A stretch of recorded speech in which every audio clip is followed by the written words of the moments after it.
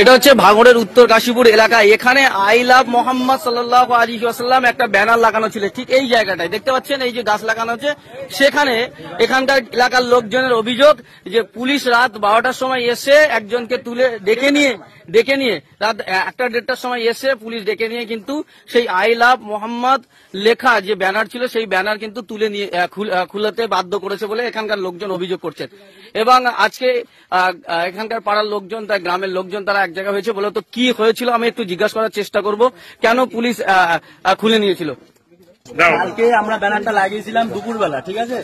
রাত 1:30টার সময় আমার বাড়িতে পুলিশ আসে, গ্রিল নাড়া দিয়ে আমাকে ডাকা হয়, ডেকে জিজ্ঞাসা করা হয় যে ব্যানারটা ইমিডিয়েটলি এখান থেকে খুলতে হবে। আমি বললাম কারণ কি হয়েছে স্যার? বলছে এখানে হিন্দুরা বসবাস করে, এখান থেকে ব্যানারটা থাকলে অসুবিধা, এটা তোকে বাড়ির ধারে গিয়ে লাগা।